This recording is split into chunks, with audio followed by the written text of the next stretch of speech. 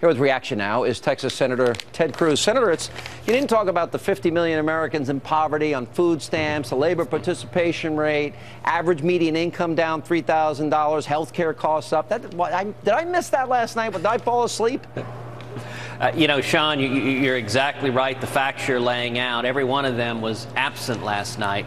You know, I have to say, last night's speech reminded me of one of my young daughter's favorite stories, which is Alice in Wonderland. Yeah. Because it was a speech where facts do not matter. It was a fantastical alternative reality wherein the president's telling working men and women are doing great, never mind the 92 million Americans who aren't working. And the president's telling wage stagnation has not been trapping people, making it harder and harder to make ends meet. And in the president's telling, the foreign policy of this administration is somehow working. Al-Qaeda is on the run, and there is apparently no radical Islamic terrorism, because those words will not come out of his mouth. He literally says this while Yemen is being overthrown.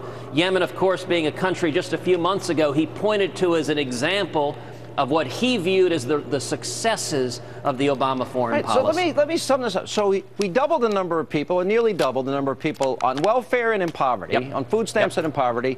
And let's see, ISIS didn't happen in Syria and Iraq, and terrorism's doing fine. We'll use Yemen as an example, and everything's just fine. Does he really believe that? Because that's a bigger problem, in my view, if he really believes it. It was a level where facts, you know, John Adams famously said, facts are stubborn things. You know, it was interesting hearing him, for example, take credit for expanded energy production. Now, of course, that energy production has occurred almost exclusively on private lands, on public lands that the federal government has access to. They've made it harder and harder to develop energy. And I'll tell you, one of the more surreal moments of his speech was when he was talking about Russia.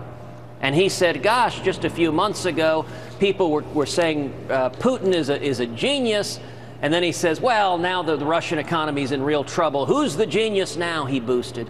All right. Somehow taking credit for the collapse in oil prices, which had nothing to do with the Obama administration. So now the question is, how should Republicans deal with him? None of this is going to happen. What should Republicans, in your estimation, be doing? Well, listen, I think last night demonstrated that President Obama refuses to look forward. He refuses to lead.